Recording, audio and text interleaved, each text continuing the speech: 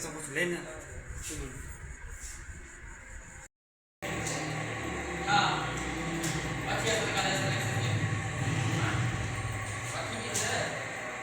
अस्सलाम वालेकुम दोस्तों, अज असां हिते मौजूद आहियूं MIT सेंटर में। हिते असां सां गॾु मौजूद आहे असांजो अॼु महिमान आहे IT जो। अगरि हुनखे एतिरो उन्हनि की ॼाण आहे, एतिरा प्रोफेशनल तौर ते IT एक्सपर्ट आहिनि। उन्हनि खे मालूम कंदासीं त उन्हनि जो IT में छा छा उनजा जेके आहिनि सब्जेक्ट उहो पढ़ाए थो, ऐं उन्हनि केतिरो हिन खे IT में कॾहिं खां ई साइन आहिनि, ऐं MIT में हींअर छा थो थिए, कहिड़ा कहिड़ा कोर्सिस आहिनि, कहिड़ा कहिड़ा स्किल्स ॿारनि खे सिखिया ॾिनी थी वञे। असां सां गॾु महिमान मौजूदु आहे मोहतरम जनाब सफदर अली उमरानी साहब। बिस्मिल्लाहिर्रहमानिर्रहीम। सब खां मां शुक्रिया अदा कयां थो शाहिद भाई खानदादा जो, जंहिं MIT सेंटर में अची असांजो IT प्रोफेशनल लिहाज़ सां सुठे तरीक़े सां ॾिसो। शाहिद भाई ही हिकिड़ा कंप्यूटर कोर्स आहिनि जेके असां 2009 खां मुंहिंजी IT फील्ड आहे। 2009 खां 4 साल मां वॾनि इदारनि में IT, DIT, CIT पुराणे जेके अॻु में ऑपरेटिंग सिस्टम पुराणा हलंदा,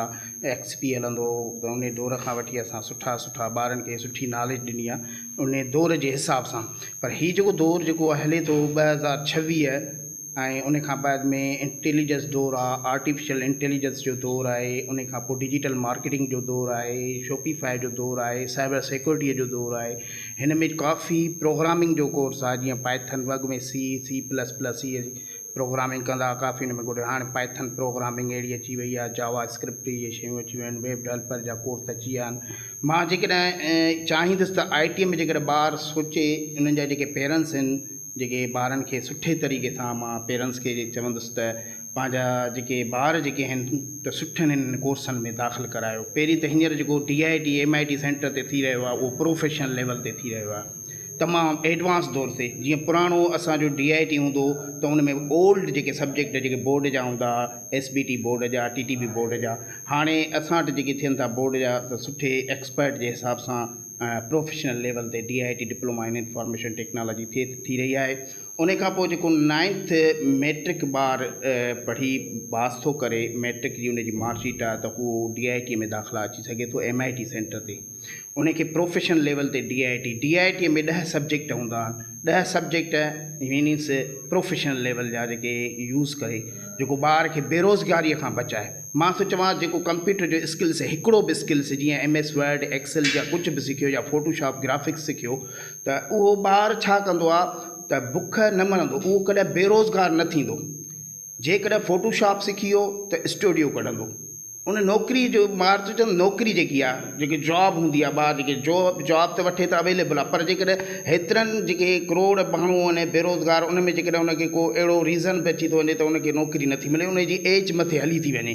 मिसाल 40+, 45+। हाणे उहो छा करे, हिन हालात में जहिड़ी अहिड़ी महांगाई आहे त हुन वटि को कंप्यूटर जो स्किल्स हूंदो, थजी थाम ते वेही आराम सां किथे शॉप ते वेही ग्राफिक्स डिज़ाइनिंग कंदो, स्टूडियो पंहिंजो कढंदो। जीअं असांजी इलेक्शन थिए थी, ॾिसो पेनाफ्लिक डिज़ाइन वॾा ठीका खणनि था इलेक्शन में, उन्हनि में त उहो ग्राफिक्स डिज़ाइन जो टूल सिखे, ग्राफिक्स सिखे, ऐं उन खां पोइ ग्राफिक्स डिज़ाइनर थी वेंदो त ऑटोमेटिक हुनखे एडा फोटोशॉप ते त स्टूडियो पंहिंजो खोले सघे थो। ऐं जेकॾहिं उन में काफ़ी टूल्स आहिनि, फोटोशॉप आहे, कोरल ड्राई, उन में मुख़्तलिफ़ हिकिड़े ई कंहिं बि कंप्यूटर जे स्किल्स ॿारु अची वियो त उहो ॿारु बेरोज़गार आहे। हींअर ई पंहिंजो जेको ॿारु जेको आहे मैट्रिक में आहे, त उहो पेरेंट्स बजाए दुकाननि ते बिहारण, उन्हनि खे टाइमिंग वठणु 5000 10,000 वठणु, त जेकॾहिं स्टूडेंट्स जेकॾहिं तव्हां उनखे हिकिड़ो स्किल्स सेखारियो ग्राफिक्स डिज़ाइनिंग जो, त उहो हिकिड़ो स्किल 3 महीननि जो हूंदो आहे, 4 महीननि जो हूंदो आहे, उहो सिखी वियो त पंहिंजो हिकिड़ो स्टूडियो कढी सघो। उहो असांजी हिन MIT सेंटर ते प्रोफेशनल लेवल ते फोटोशॉप एडवांस जेको 2026 ते पढ़ायो वञे थो, त उहो हितां शुरू थींदो आहे। उन खां पोइ वरी जेको आहे ॿारु टूल सिखी वियो, ॿारु सुठे तरीक़े सां उनखे प्रैक्टिकल 80% प्रैक्टिकल, छो जो मार्केट में हूंदो ई प्रैक्टिकल आहे, थोरी कॉन्सेप्ट आहे, थोरी 20% उहो जेको गवर्नमेंट जॉब लाइ अप्लाई करे किथे फ़ोटो एडिटर या किथे बि थिए थो त उहो 80% थोरी उनखे अचे। ॿियो त थोरी त हींअर आर्टिफिशियल गूगल, चैट GPT इहे सभु खुली विया आहिनि, AI टूल्स काफ़ी अची विया आहिनि, उनखे पाण खे फोकस थी। अॻु में न हूंदा, अॻु में लाइब्रेरियूं किताब भरियल हूंदा, हींअर जेको बि किताब आई चैट GPT हज़ारे किताब पाण वटि सेविंग करे रखे थो, जहिड़ो टूल्स पुछोसि त उहो ऑटोमेटिक तव्हांखे हर क्रिएशन कॉन्टेशन तव्हांखे सॼो ठाहे ॾींदो, कहिड़े बि स्क्रिप्ट में ठाहे ॾींदो। त ॿार खे 80% प्रैक्टिकल अचे, तक़रीबन 80% प्रैक्टिकल स्ट्रॉन्ग प्रैक्टिकल मार्केट जो प्रोग्राम हिकिड़ो त ॿार खे सेंटरनि ते सेखारे वेंदा आहिनि इंस्टीट्यूट बाबा ही हिन तरीक़े सां पर जेकर मार्केट 100% जेको मार्केट हूंदो आहे सेंटर एजुकेशन खां जेको मार्केट में ॿारु ॻणंदो आहे उहो मुख़्तलिफ़ हूंदो आहे इन करे ॿार खे प्रैक्टिकल स्ट्रॉन्ग कयो ऐं ॿारनि खे मैट्रिक जीअं क्लियर थिए मैट्रिक 9th मैट्रिक थिए या 8th क्लास पढ़े त उनखे हिकिड़ो को skills Word Excel PowerPoint उहो ॿार जेको नॉन मैट्रिक हुजे ऐं उनखां पोइ जेके मैट्रिक क्लियर हुजे त उनखे डिप्लोमा कराए प्रोफेशनल डिप्लोमा MIT सेंटर ते हिन 2026 वारे आर्टिफिशियल उन में कोर्स आहिनि लैंग्वेज जूं कोर्स आहिनि जावा स्क्रिप्ट कोर्स आहिनि काफ़ी मुख़्तलिफ़ आहे जीअं शाहिद भाई आहे मुख़्तलिफ़ व्यूज़ वठंदो रहंदो आहे नौशर फ़रोज़ में सुठनि जेके इदारनि ते उन्हनि खे पॉपुलर करे मां बि इहो ई चाहियां थो त जेकॾहिं इहे त कोर्स आहे DIT डिप्लोमा जा जेकॾहिं ॿार जेकॾहिं ॿार थो चए त सर मूंखे डिजिटल मार्केटिंग थियल आहे त डिजिटल मार्केटिंग जा कोर्स इलाही आहिनि उहो बि स्किल्स काफ़ी तेज़ीअ सां आहे मां हिन पंहिंजे दौर में मां काफ़ी पुराणा हिकिड़ा असां कोर्स करे आया आहियूं वरी हींअर नवां कोर्स जेके कंप्यूटर हिकिड़ी को किनारो ई न आहे कंप्यूटर हिकु वसी फील्ड आहे उन ते असां 2025 2026 में अलाए छा थिए 27 28 आर्टिफिशियल उन खां बाद में अलाए केतिरा कोर्स आहिनि जेकॾहिं डिजिटल मार्केटिंग सिखियो त अलाए केतिरा फेसबुक एड्स हलाए सघे थो केतिरनि जा पेज हलाए सघे थो कॉलेज हलाए थो किथे MPA MA जो क्रिएटिंग कॉन्टेंटिंग करे सघे थो एड्स हलाए सघे थो वेब डेवलपर CEO करे सघे थो गूगल CEO करे सघे थो यूट्यूब खे मोनिटाइज़ करे सघे थो इहो मार्केटर जो कमु आहे डिजिटल मार्केटर इहो न आहे कमु त बसि रुगो मार्केटिंग पैम्पलेट ठाहिण या डिज़ाइन करणु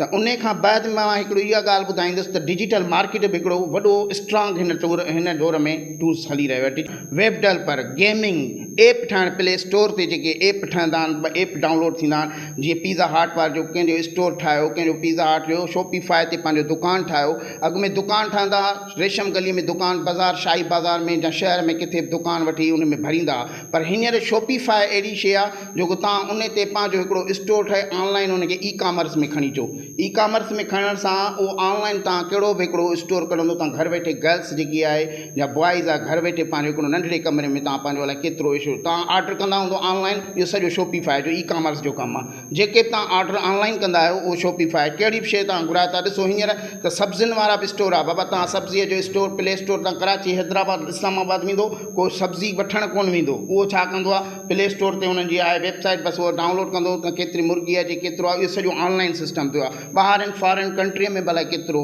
माना इहो हली रहियो आहे त ॿारनि खे इहो जदीद टेक्नोलॉजी दौर सेखारियो जेको घर वेठे कमु करे गर्ल्स कमु करे गर्ल्स लाइ इंपॉर्टेंट मां हिकिड़ो मैसेज पंहिंजो ॾींदुसि जेके गर्ल्स जेके इहे जेके इंटेरियल सिंध आहे जेके ॻोठ में आहे मचुर आहे या ठारूशा आहे या उन खां पोइ लिंक रोड सराउंडिंग में नौशारे जे सराउंडिंग में जेके ॻोठ विलेज आहिनि जेके न मां उन्हनि खे हिकिड़ी काइंडली रिक्वेस्ट कंदुसि जेके विलेज आहिनि ख़ासि करे पंहिंजे नंढड़नि खे पंहिंजे नियाणियुनि खे कंप्यूटरी साइड खां जेके एजुकेशन खां वठी अचो शहर में वठी अचो ऐं अहिड़ा कोर्स करायो जेके घर वेठे ऑनलाइन तव्हां कमु करे सघनि था जी अॼु वॾी असांखे हिते मालूमात मिली त MIT में सभिनी दोस्तनि खे अचणु घुरिजे ऐं ख़ासि कर साईं जेको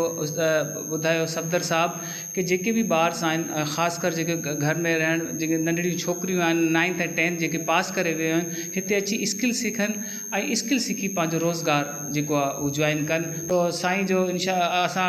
वॾी महिरबानी साईं तव्हां असांजे प्रोग्राम में साईं टाइम ॾिनो अल्लाह ताला साईं खे ख़ुशि रखे असां भी दुआ जी तलबगार हूंदासीं सो उस्ताद आहिनि असांजे लाइ बि दुआ कंदा पंहिंजो वॾो ख़्यालु रखिजो अस्सलाम वालेकुम